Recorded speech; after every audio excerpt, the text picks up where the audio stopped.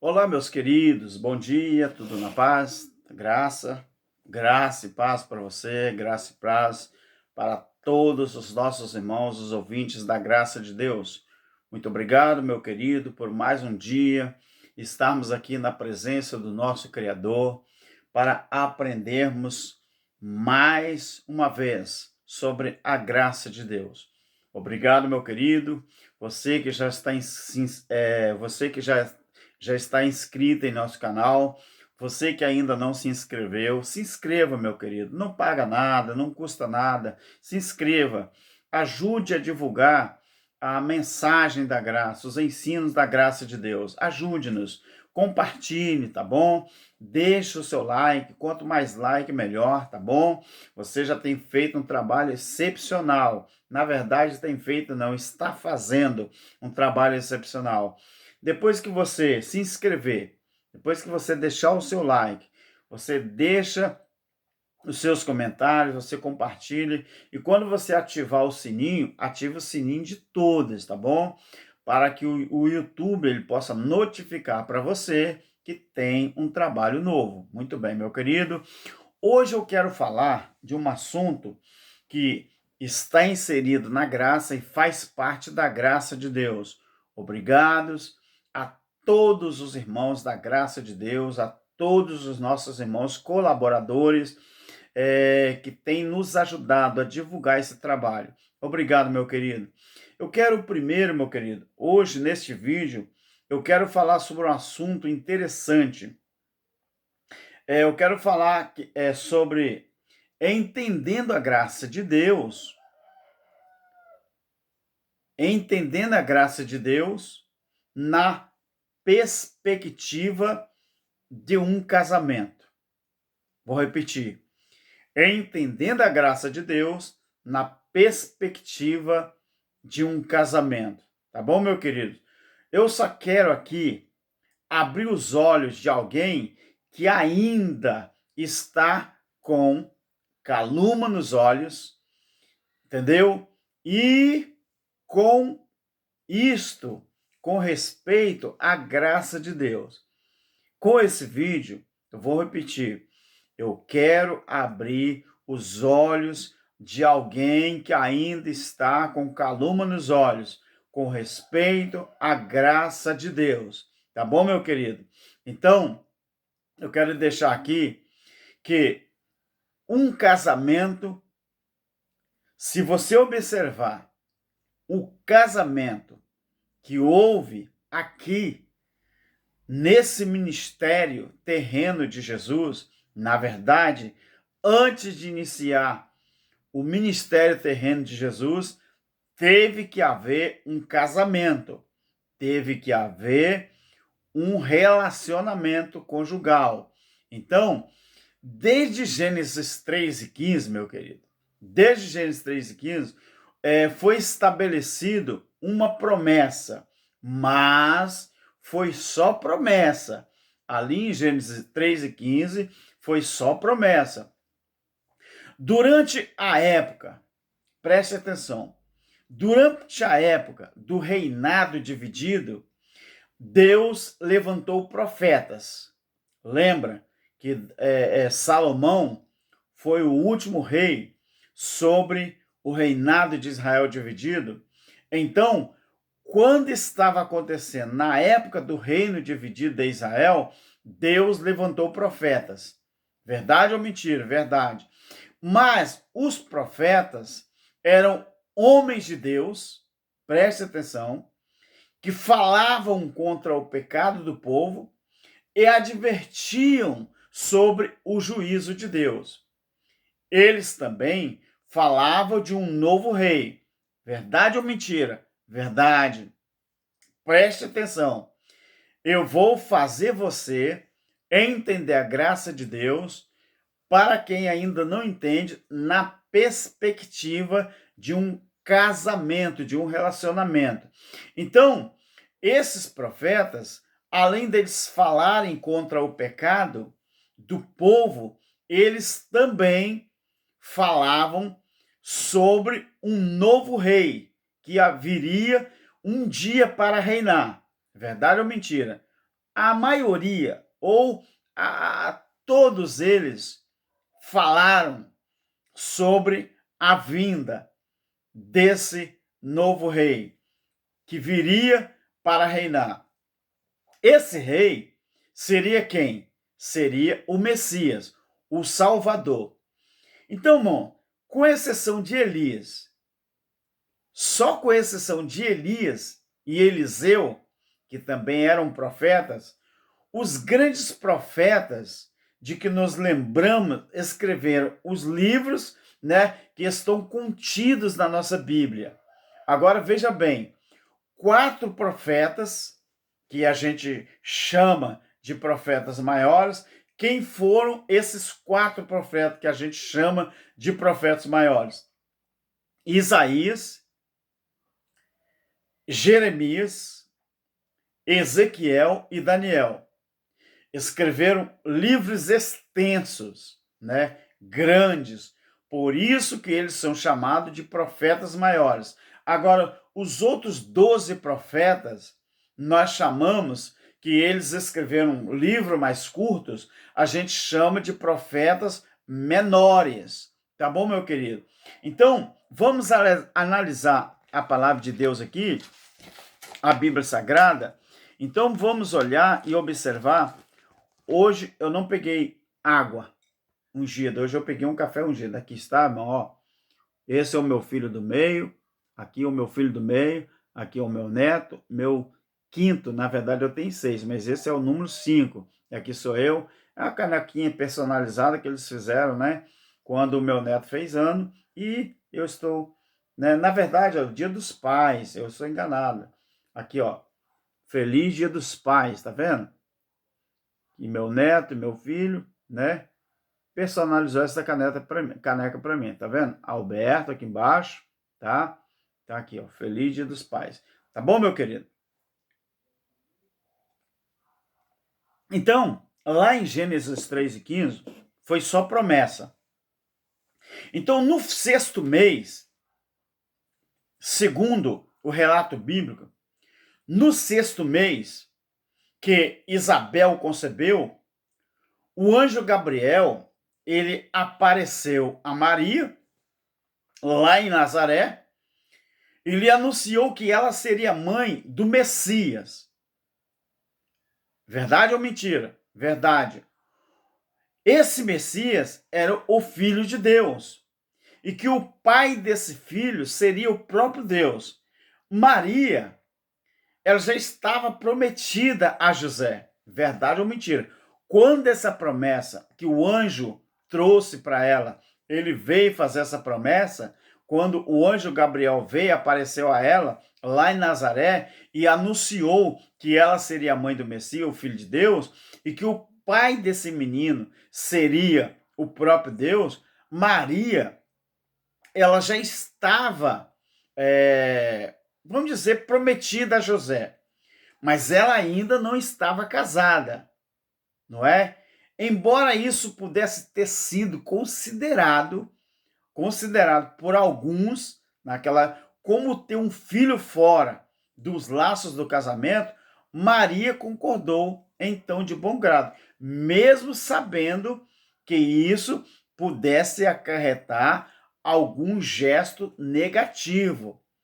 Então, meus queridos, esse menino, esse anjo, Gabriel, foi quem anunciou a Maria que ela seria mãe de um menino chamado Emanuel, que é Deus conosco, Jesus, o Messias. Então, o nome Gabriel, esse rapaz que anunciou, esse anjo, o nome Gabriel, ele é mencionado 4 vezes na Bíblia. Por exemplo, em Daniel, capítulo 8, verso 16, Daniel 9, 21, Lucas 1, 19, né, que foi o anúncio de João a Zacarias, e Lucas 1, 26. Então, o anúncio do nascimento de Jesus a Maria. Então, no livro de Daniel, Gabriel, ele é chamado de o varão Gabriel. Então, A voz dele é chamada uma voz de homem. Ele voou rapidamente, Daniel 9:21, e prometeu a vinda do Messias, Daniel 9:24-27. Então, Gabriel era um mensageiro sobrenatural, um anjo que, como ele mesmo afirmou, ele assistia diante de Deus, Lucas 1:19. Então, Gabriel foi enviado por Deus a Zacarias e também a Maria. Para quê? Para trazer as notícias especiais. Mas não podemos esquecer que Maria e José tinham um compromisso matrimonial. Maria e José, eles tinham um compromisso matrimonial. Então, meu querido, todos os profetas da velha aliança, eles anunciavam sempre que haveria de vir o Messias. Haveria de vir um restaurador. Desde a queda, Gênesis 3:15. Então, quando Gabriel ele apareceu a Maria, ela estava prometida a José nessa época. Então, o compromisso matrimonial era uma coisa séria. Quer dizer, era uma promessa, irmãos, legalmente obrigatória do casamento. Então, essa promessa, do jeito que fala aqui, na palavra de Deus. Então, essa promessa, ela era uma promessa obrigatória de casamento. Então, ela era essencialmente um casamento que marido e mulher vivessem juntos. Então, a cerimônia de casamento ou a boda marcava o momento em que o marido levava a sua esposa para casa com ele. Então havia três maneiras de celebrar um casamento matrimonial nessa época, ou celebrar um compromisso matrimonial nessa época. Agora vamos para o entendimento. Então, se desde o Gênesis 3:15 Deus já anunciava, os profetas anunciavam, em toda a extensão da velha aliança, os profetas anunciavam que haveria de vir o Messias, o restaurador. Então, a cerimônia de casamento ou a boda, ela marcava o momento em que o marido levava a sua esposa para casa. Então, levava a esposa para casa com ele. Então, havia três maneiras de celebrar um compromisso matrimonial nessa época. Primeiro, preste atenção nisso aqui. Primeiro, com uma soma de dinheiro na presença de testemunhas. Então, precisava de sangue. Preste atenção. A primeira forma, havia três maneiras de celebrar um compromisso matrimonial nessa época. A primeira maneira era com uma soma de dinheiro na presença de testemunhas. Agora, observe uma coisa interessante que eu quero mostrar para você. Apocalipse, no capítulo 1, o versículo 5, preste atenção nisso aqui. Vamos para o entendimento da palavra de Deus. Apocalipse, capítulo 1 e o versículo 5. E da parte de Jesus Cristo, que é a fiel testemunha, o primogênito dos mortos, e o príncipe dos reis da terra, aquele que nos ama e em seu sangue nos lavou dos nossos pecados. Então, havia três maneiras de celebrar um compromisso matrimonial nesta época. Então, se a Bíblia ela está falando aqui que naquele momento em que José e Maria eles estavam de compromisso matrimonial um com o outro. Quer dizer, José desposou Maria. Ela separou Maria para fazer um compromisso com Maria, porque Maria, ela estava prometida para ser a esposa de José. Quando você pega vamos dizer assim, no sentido em que nós podemos com certeza falar que a noiva de Cristo, ela estava prometida antes de acontecer o juízo em 70 DC. Cristo, ele veio para adquirir uma noiva. Cristo veio para adquirir uma noiva pura, imaculada, que ele pudesse confiar, que ele pudesse ter certeza, que ele fizesse um compromisso matrimonial com essa noiva, no sentido espiritual, e essa noiva iria honrar o compromisso até que houvesse as bodas do Cordeiro. Então, preste atenção. Então, havia 3 maneiras de celebrar um compromisso matrimonial naquela época. Então, primeiro, era com uma soma de dinheiro na presença de testemunha. Então, aqui, meu querido, eu não estou falando sobre dinheiro nesse caso aqui. Mas nesse caso aqui, que eu li, é Jesus Cristo, que é a fiel testemunha, o primogênito dos mortos, e o príncipe dos reis da terra, aquele que nos ama e em seu sangue nos lavou dos nossos pecados. Essa soma de dinheiro aqui, que era uma das formas de celebrar um compromisso matrimonial naquela época, na época que nós estamos na igreja de Cristo, vivemos como igreja, como esposa, Cristo, ele pagou um preço também pelo matrimônio, por esse relacionamento, por esse compromisso matrimonial. E qual foi o preço? Aqui diz que ele lavou os pecados com o seu sangue precioso. Aquele que nos ama, claro que eu estou num pretérito do tempo que isso aqui foi escrito. Então, se você observar, aquele que nos ama e em seu sangue nos lavou dos nossos pecados.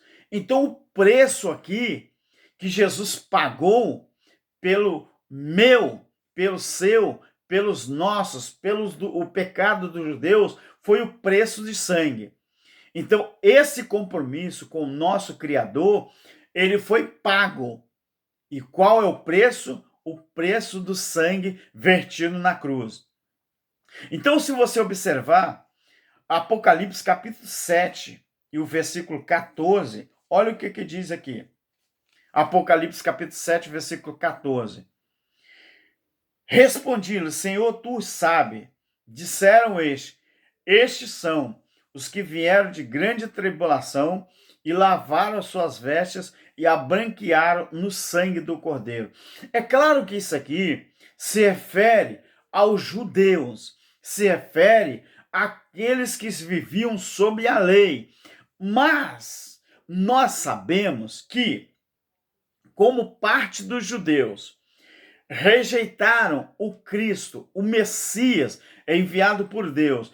Parte dos judeus não acreditaram que aquele Messias era o Filho de Deus. Tanto que até hoje tem judeus que ainda estão esperando o Messias voltar. Mas o Messias que vai nascer em berço de ouro, na linguagem deles. Então você vê que aqui, essa forma que havia lá na cultura judaica, de que um relacionamento, um compromisso matrimonial, ele era firmado, a primeira forma era com a soma de dinheiro, na presença de testemunhas, que isso aqui é muito importante. Quando Cristo, ele comprou um povo, comprou vou falar comprar, mas é no sentido metafórico, Tá bom, meus queridos? Ele nos comprou com o seu sangue precioso. Então, Cristo, o sangue precioso que ele derramou na cruz do Calvário, foi o preço deste compromisso matrimonial que ele fez com a sua igreja, com o seu povo. Então, se você observar aqui, em João, capítulo 1, o versículo 7, vamos ver se eu acho aqui, João, capítulo 1, o versículo 7, você pode observar isso aqui também, meu querido. Preste atenção nisso aqui. João 1, versículo 7 fala assim: E este veio como testemunha para testificar a respeito da luz, a fim de que todos crescem por meio dele. Em Apocalipse 19 e 10, fala que o testemunho de Jesus é o espírito de profecia. Então, quem foi a própria testemunha nesse compromisso matrimonial que ele fez com a igreja? Ele próprio. Ele é a fiel testemunha. Ele veio como testemunho para testificar a respeito da luz. Então, se você observa aqui,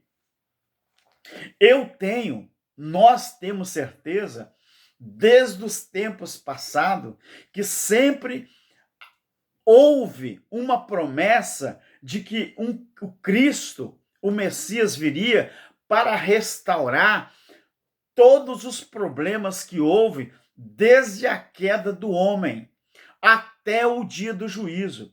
Deus, ele falou através dos seus servos, Deus, ele falou através dos profetas. Os profetas madrugavam, amanheciam, anoitecia, e eles estavam sempre batendo na tecla de que haveria a restauração da humanidade através de um sacrifício. Mas esse sacrifício, Cristo fez também o quê? Fez um compromisso matrimonial. Nós vamos aprender isso.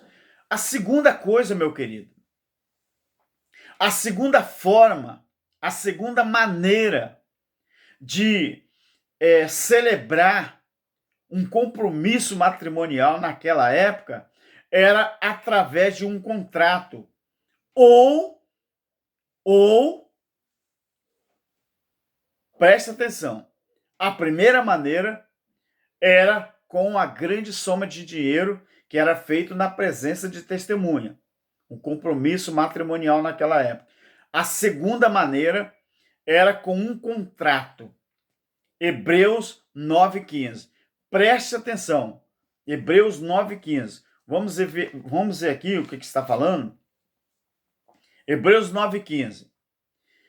Por isso ele é o mediador de uma nova aliança, para que, intervindo a morte, para remissão dos pecados que havia sobre a primeira aliança, os chamados recebem a promessa da vida eterna.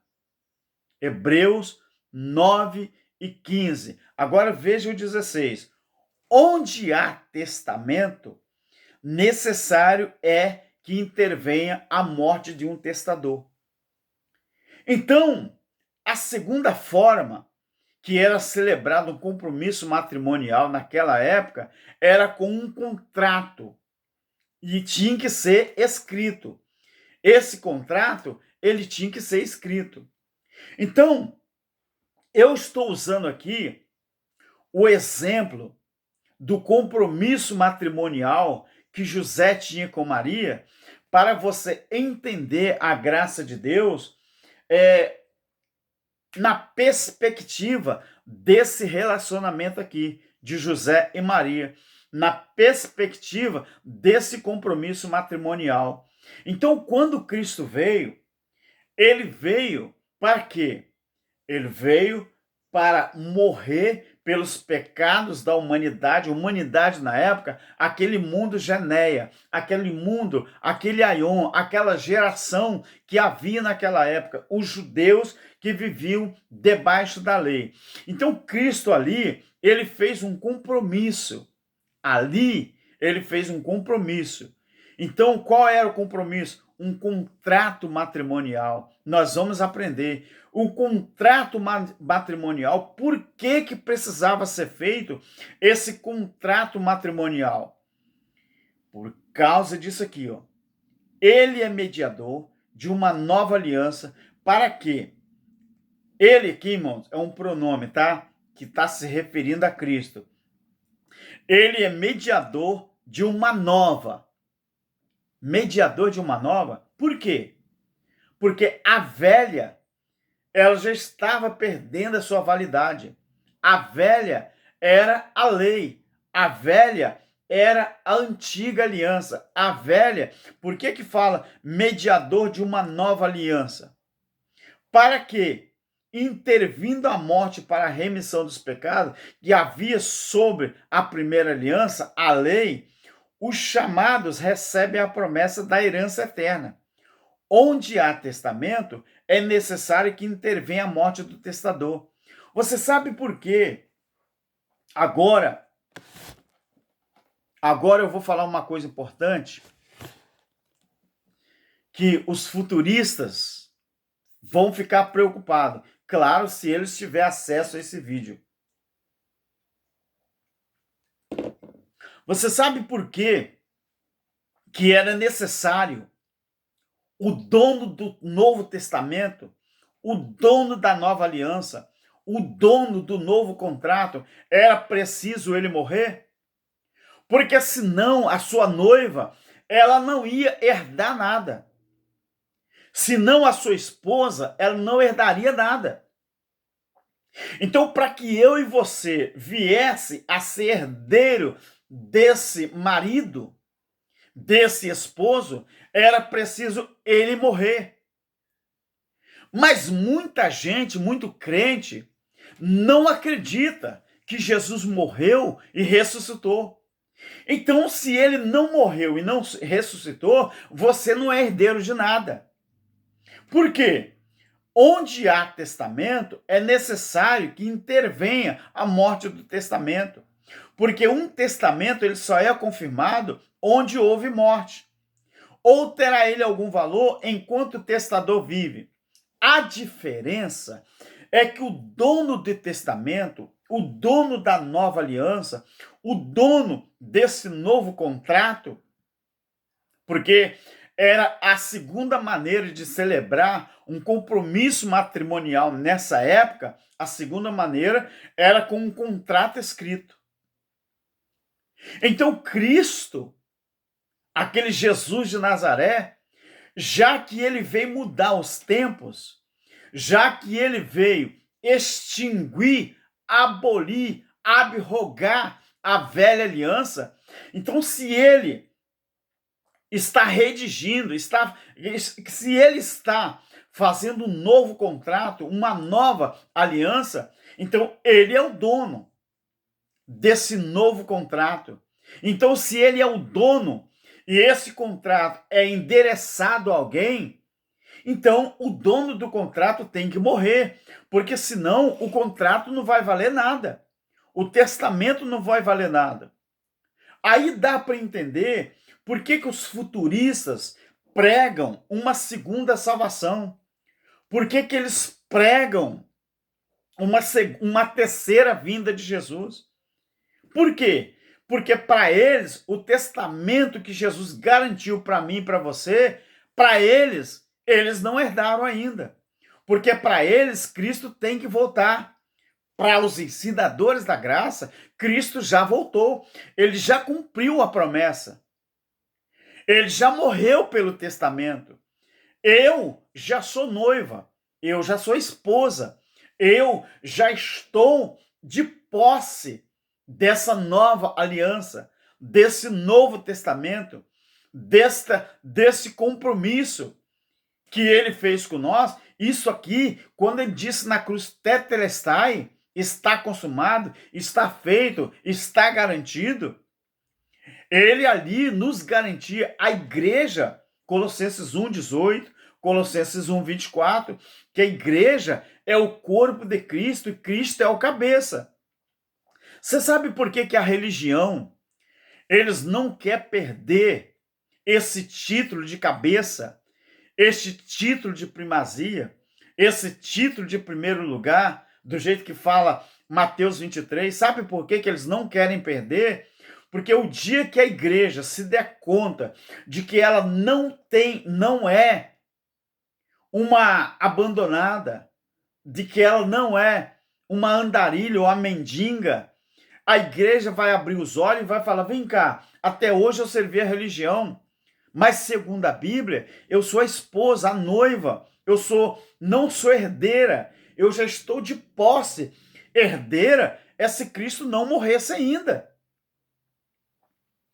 Mas se Cristo morreu e ressuscitou, a Bíblia está dizendo aqui, por isso que ele, pronome Cristo, é mediador de uma nova aliança, para que, intervindo a morte para a remissão dos pecados que havia sobre a primeira aliança, os chamados, preste atenção, os chamados. Isso aqui não te preocupa, não? Esse verbo progressivo, chamados, porque ele é progressivo. Esses verbos, chamados, ele não é regressivo. Regressivo, talvez, para você, futurista. Regressivo para você que vive pela lei. Para nós da graça, esse verbo, ele é progressivo, porque ele está apontando para Cristo. Preste atenção. Os chamados recebem, como eu estou no futuro da escrita, receberam. Eu posso usar esse verbo aqui, que era no presente há 2.000 anos atrás, eu posso colocar ele como um verbo progressivo e botar no futuro. Receberam. Porque nós já recebemos a promessa da herança eterna. Você não entendeu nada ainda, não? Você não entendeu nada? Então olhe João 17 e veja aqui o que é vida eterna. Eu vou ler para você. João capítulo 17. Olha o que diz aqui. O próprio dono do testamento, o próprio dono desse compromisso. Preste atenção. Tendo dito essas coisas, Jesus levantou os olhos ao céu e diz: Pai, é chegada a minha hora. Estava próximo da glorificação dele, como Jesus de Nazaré, estava próximo dele ser glorificado como Cristo ressuscitado. Glorifica o teu filho para que também eu, o teu filho, glorifique a ti, porque lhe deste autoridade sobre toda a carne, para que dê a vida eterna a todos os que lhe deste. Ora, a vida eterna é essa. O que é vida eterna? 2 pontos. Ele próprio. Nós da graça só lemos o que está escrito. Nós respeitamos, tá? A conjugação, o tempo verbal, nós respeitamos o vernáculo do português, tá, meu filho?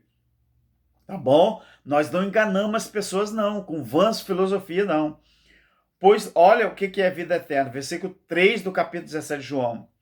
Esta é a vida eterna, que conheçam a ti. Ele está falando, Pai, vida eterna é esta, que conheçam a ti, o único Deus verdadeiro, e a Jesus Cristo, a quem tu enviaste. Você viu o que é vida eterna? E me ensinaram a vida toda que vida eterna não se vive aqui. A religião me ensinou a vida inteira que vida eterna é quando eu for arrebatado fisicamente. A Bíblia não fala que nós vamos ser arrebatados. A Bíblia fala que os chamados já foram arrebatados. Preste atenção nisso aqui. Os chamados recebam a promessa da herança eterna. E Jesus falou que vida eterna, herança eterna, é crer em Deus Pai e crer em Jesus, o enviado do Pai. Esta é a vida eterna. E João lá a primeira epístola de João, no capítulo 1, 2 e 3, fala que vida eterna, você já começa a viver ela aqui, você fazendo o bem para o seu semelhante. O que tem de pessoas denegrindo a imagem dos ensinadores da graça, pessoas que se dizem filhos de Deus. Como que esse pessoal diz que eles são filhos de Deus, se a Bíblia diz aqui, eu vou ler para você, em 1 de João, capítulo 3, a partir do versículo 14. Preste atenção nisso aqui. 1 de João, a partir do versículo 14. 3, a partir do versículo 14. Nós sabemos que já passamos da morte. Já passamos. Sabe quando que isso foi escrito? Há 2.000 anos atrás. Há 2.000 anos atrás, isso aqui já estava no verbo do passado. Imagina eu ler isso aqui hoje e conjugar o verbo e jogar para o futuro. Se há 2.000 anos atrás já passamos, já estava no passado. Já passamos da morte para a vida, por quê? Causas e efeito. A causa é passar da morte para a vida. O efeito, porque amamos os irmãos. Quem não ama o seu irmão permanece na morte. Todo aquele que odeia seu irmão, ele é homicida espiritual. E vocês sabem que nenhum homicida tem a vida eterna. Então, agora eu vou te mostrar o retrato da religião, do sistema religioso. Versículo 17. Quem tiver bens no mundo e vendo seu irmão necessitado, cerrar-lhe o seu coração, como estará nele o amor de Deus? Captou? Você entendeu? Que o papel que você faz de denegrir a imagem dos filhos de Deus, você tem característica não de filho de Deus, mas de filho do maligno e permanece nas trevas? É eu que estou falando ou é a Bíblia? Eu li o que a Bíblia fala. Então veja bem, meus queridos, esse contrato de casamento, ele foi feito. E esse contrato, ele só tinha validade se Jesus morresse. Entendendo a graça na perspectiva de um relacionamento. Entendendo a graça na perspectiva de um casamento. Entendendo a graça na perspectiva de um compromisso matrimonial. Então você veja bem que a segunda forma de celebrar um compromisso matrimonial naquela época era fazendo um contrato escrito. Agora veja bem que a terceira forma era vivendo junto. A terceira maneira, meus queridos, não era aprovada no tempo de Jesus. Nos tempos de Jesus, essa terceira forma não era aprovada. Então, por quê? Porque um rompimento dos votos durante esse compromisso matrimonial, ele era considerado adultério e era dissolvido somente, somente esse compromisso. No caso, na época de Jesus, não era aprovado, porque o rompimento dos votos durante o compromisso matrimonial era considerado adultério e era dissolvido somente com o divórcio.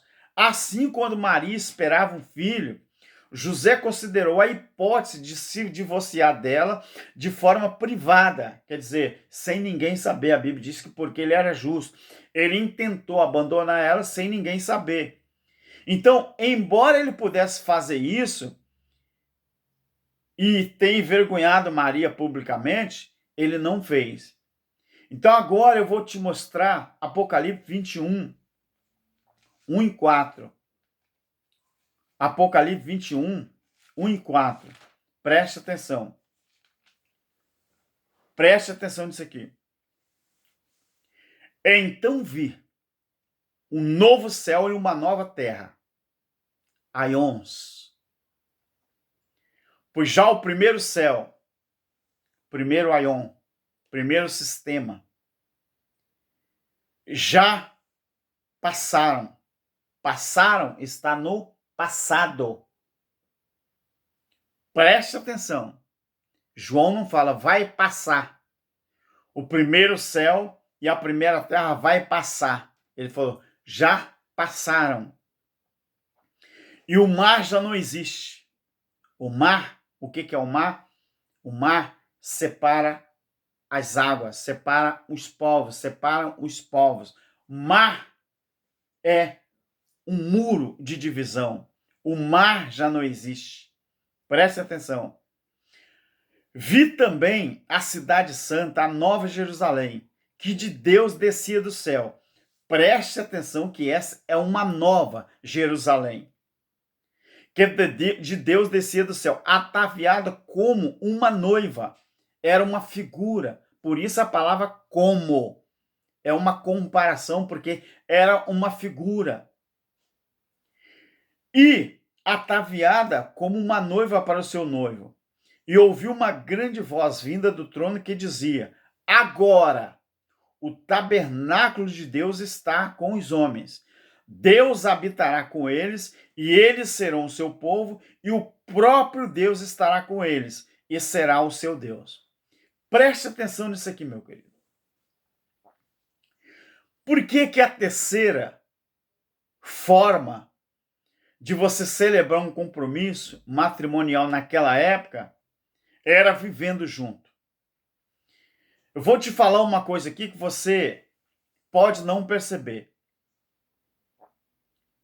Quem era a primeira esposa, a noiva, que era considerado um povo peculiar?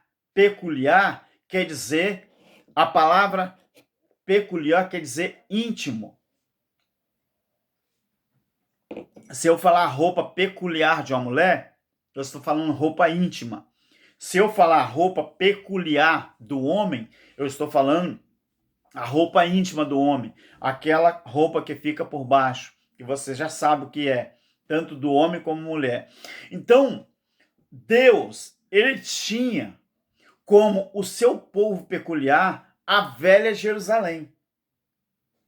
A Jerusalém que não era espiritual, ela era literalmente física.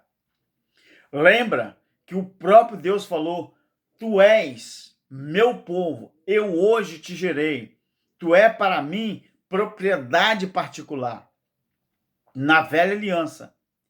Quando você observa Apocalipse capítulo 18, o verso 1 ao 24, estude aí na sua casa, eu vou ler alguns versículos. Aqui fala assim, presta atenção. A partir do versículo 18. Vamos ver se eu leio o 18? Não, eu vou ler antes. Eu vou ler a partir do versículo 1, do capítulo 18. Presta atenção. Até onde for adequado eu paro. Depois dessas coisas, vi descer do céu a palavra a queda de Babilônia. Babilônia é uma figura que Deus pegou, uma figura de linguagem da Babilônia antiga, aquela Babilônia que se prostituíam literalmente, e ele fez aqui uma analogia, uma comparação com a Jerusalém daquele tempo. E vi descer do céu outro anjo que tinha grande autoridade, e a terra foi iluminada com o seu esplendor. Ele clamou com poderosa voz. 2 pontos. O que ele clamou? Caiu a grande Babilônia e se tornou morada de demônios. Preste bem atenção, espíritos ativados. E se tornou morada de demônios. A guarida de todo espírito imundo, guarida é o lugar secreto, guarido é, vamos dizer assim, o lugar onde a pessoa se esconde, lugar onde a pessoa se protege de alguma coisa, onde a palavra mais adequada seja um esconderijo. Se tornou guarida de todo espírito imundo, eu não falei? que demônio, espírito imundo, e esconderijo de toda a ave imunda e detestável, porque todas as nações beberam o vinho da sua prostituição. Prostituição é aquilo que você faz por dinheiro, o que deveria se fazer por amor. O retrato da religião, o sistema religioso do século XXI. Preste atenção nisso aqui. Os reis da terra se prostituíram com ela. Ela, pronome Jerusalém ou Grande Babilônia. E os mercadores da terra se enriqueceram com a abundância da sua luxúria. Ouvi outra voz do céu dizer: sai dela, povo meu, para que não sejais participantes dos seus pecados, para que não incorra nas suas pragas. Praga em Babilônia? Claro que não foi. Porque Apocalipse fala das 7 pragas, 7 trombetas, que foi para Israel, para Jerusalém. Pois os seus pecados se acumularam até o céu, e Deus se lembrou das iniquidades dela. Então, eu li até o versículo 5. Agora preste atenção a partir do versículo 16. Ai da grande cidade, da que está vestida de linho fino. Fala das obras de injustiça que se tornaram injustiça. Linho fino, púrpura, escarlata e adornada com ouro, pedra preciosa e perla. Numa só hora foram assoladas tantas riquezas. Todo piloto e todo aquele que navega de navio, os marinheiros e quantos negociam no mar, se puseram de longe. No ano 70 aconteceu isso aqui. E contemplando a fumaça do seu incêndio, é verdade ou mentira, meu querido? Isso aconteceu no ano 70, no juízo que Deus trouxe sobre Israel, ou não? Ou você nunca leu, ou não gosta de estudar história? Ou Deus falou e não cumpriu? Ou Jesus falou e não cumpriu? E lançaram pó sobre as suas cabeças, e clamavam chorando e lamentando, ai da grande cidade, ao qual todos os que tinham navios no mar se enriqueceram acerca da sua opulência. Numa só hora foi assolada, do jeito que Daniel falou ou não? Então, um forte anjo versículo 20, exalte sobre ela, exulte sobre ela, ó céu, e vós santos e apóstolos e profetas, tá vendo? Apóstolos e profetas santos, aonde que estavam? Jerusalém. Aonde que Jesus falou isso? Mateus 23, a partir do versículo 33.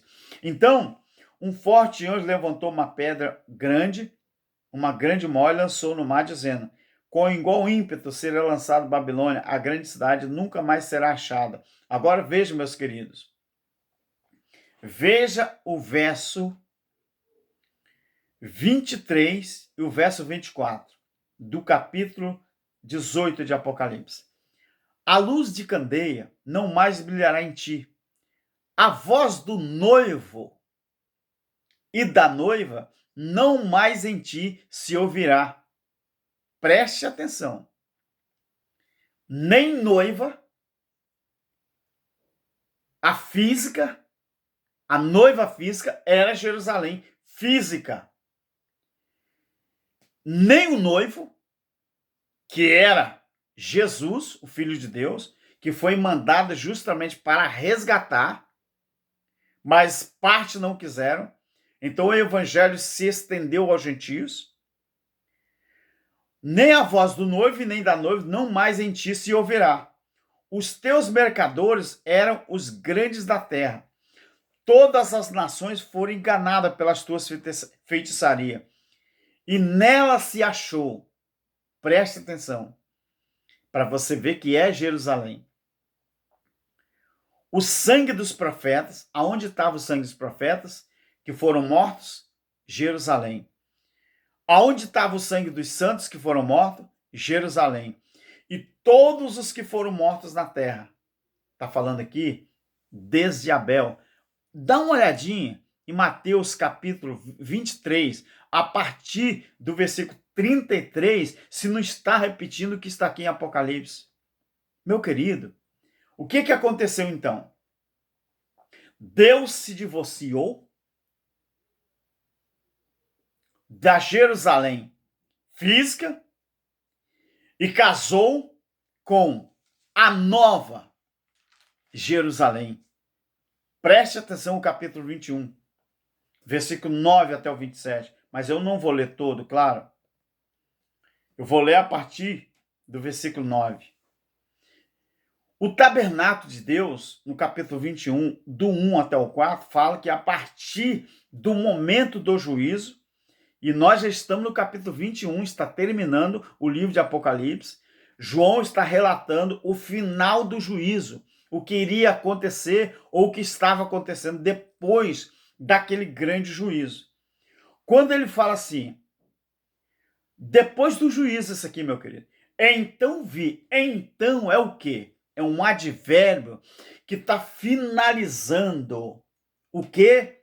Uma parte da situação, uma parte da história, uma parte do comentário, uma parte da visão. Então, depois que você tem uma conversa com alguém, você conversa 10, 20 minutos, 1 hora. Aí você falou, então, fulano, então a gente chegou num acordo? E então, o que você me diz? Então, está firmado o acordo? Então, está feito? Então, é um advérbio para confirmação daquilo que foi falado antes. Você me entendeu? Então, quer dizer, depois disso tudo, vi um novo céu e uma nova terra. Já o primeiro céu e a primeira terra passaram. Quer dizer, a velha aliança, com os seus governos, com as suas prostituições, a velha aliança com os seus sistemas, a velha Jerusalém com toda a sua luxúria, a velha Jerusalém com toda a sua pompa, a velha Jerusalém com toda a sua prostituição, já passaram. O mar, a separação já não existe. Vi também a cidade santa, a nova. A nova Jerusalém era uma nova cidade reconstruída por Deus fisicamente? Não, meu querido. A nova Jerusalém, ela descia do céu. Por que descia? Porque descer é um gesto de humilhação.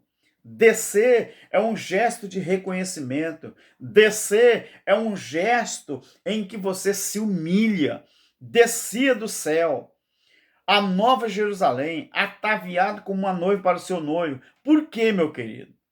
Agora o versículo 3 fala assim, agora o tabernáculo de Deus está com os homens. A Bíblia diz que o tabernáculo, o edifício, a morada de Deus espiritualmente é quem? É a igreja, o corpo de Cristo. Então veio um dos 7 anjos, versículo 9 do capítulo 21 de Apocalipse. Então veio um dos 7 anjos que tinha as 7 taças cheias das 7 últimas pragas, isso é o juízo. Ele me diz, vem, eu vou te mostrar a noiva, a esposa do cordeiro. E ele me levou a um alto monte grande e mostrou-me a grande cidade. Veja que essa grande cidade de Apocalipse 18, ela é física. Agora, a grande cidade de Apocalipse 21, ela é espiritual. Vou te mostrar uma grande cidade, a Santa Jerusalém, que descia do céu da parte de Deus. E ela brilhava com a glória de Deus, e o seu brilho era semelhante a uma preciosíssima pedra, como jaspe cristalino. Agora eu vou ler a partir do verso 22. Nela, um pronome que significa Jerusalém nova, nela eu não vi templo nenhum, porque o seu templo é o Senhor. E você ainda continua insistindo em ser enganado. Você ainda continua insistindo que você consegue adorar a Deus num templo físico. Olha aqui, meu querido. Na graça, na nova aliança, não existe templo. Atos 7, Atos também 17, tanto Estevão como Paulo falou. Por quê? Não vi nela templo, porque o seu templo é o Senhor, Deus Todo-Poderoso, e o Cordeiro. A cidade, ela não necessita de sol. Preste atenção. Ela não necessita de lua, para que nela não resplandeça, para que nela resplandeça. Quer dizer, ela não precisa de governos humanos, nem masculino e nem feminino. O Sol é o astro celeste que na velha aliança ele foi feito para governar o dia. Lua é uma representação de governo feminino. Sol é representação de um governo masculino. Não foi isso que aconteceu em Gênesis 37? O pai de José falou que a lua era a mãe de José. O sol era o pai de José. Olha só o que diz aqui. A cidade ela não necessita do sol, quer dizer, do governo humano masculino, e nem da lua, quer dizer, o governo humano feminino, para que nela resplandeça, porque a glória de Deus a ilumina. A própria glória de Deus é que ilumina a igreja na graça, meu querido. E o Cordeiro é a sua lâmpada. Se você ainda vive sendo governado por mulheres sem denegrir a imagem de ninguém, eu estou falando aqui de Bíblia. É a Bíblia que está falando. Se você ainda é capaz de ser governado por governos humanos, tanto masculino como feminino, você não pode dizer que você tem Deus para te iluminar. E você não pode dizer que você tem Deus como a sua lâmpada. Por quê? A Bíblia diz que aqui a cidade não necessita de sol, governo humano, masculino, nem da lua, governo humano feminino, para que nela resplandeça. Pois a glória de Deus a ilumina e o Cordeiro de Deus é a sua lâmpada. Imagina Deus apertando o botão do interruptor e Jesus como lâmpada, iluminando a igreja. E o sistema religioso aceita que os líderes humanos é que ilumina eles. O que é iluminar? É colocar regra, é colocar diretrizes, é mostrar o caminho. Para nós da graça, quem mostra o caminho, quem nos ilumina é o próprio Deus. Tá vendo, meus queridos?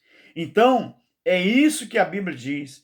Nela não vai entrar coisa alguma impura. Quer dizer, na igreja de Deus, na igreja, na Nova Jerusalém, nem o que pratica abominação, nem mentira. Aqui não tem lugar, não tem vaga para quem comete essas coisas, mas somente aqueles que estão escritos no livro da vida. Então, meu querido, quando Jesus fala, você não acredita. Quando o povo de Deus fala, você não acredita. Entendeu? Então, isso, meus queridos, quando ele disse está cumprido, acabou. Tudo se cumpriu em Cristo. Não tem nada para cumprir mais, meu filho. A não ser quando a gente partir daqui, a gente não vai ver o que vai acontecer aqui. Você já ouviu, meu querido, falar em igreja estatal? Ainda não? Pesquise. Pesquise sobre o tema igreja estatal e você vai ver o que estão fazendo com a suposta igreja de Deus, que não é igreja. Então, irmão, eu quero falar uma coisa aqui para você que é inteligente da graça. O uso de prerrogativa é o uso de exercício ministerial. O uso de prerrogativa é o uso de exercício ministerial. Então, entenda do jeito que você quiser. Meu querido, é isso que eu queria falar para você. Entendendo a graça de Deus na perspectiva de um compromisso matrimonial. Então, assim como José e Maria estavam comprometidos com um casamento, com um compromisso matrimonial, Cristo se comprometeu com a igreja, realizou esse casamento e nos deu garantia que esse testamento, hoje, ele está validado. Foi pela sua morte que ele comprou, que ele nos comprou. Tá bom, meu querido? A igreja evangélica, ela está achando que esse testamento ele não tem validade ainda. Por quê? Porque eles acreditam que Cristo nem morreu e nem ressuscitou. Mas a minha Bíblia diz que a morte e ressurreição de Cristo foi justamente para fazer valer esse testamento, fazer valer esse contrato, fazer valer esse compromisso matrimonial.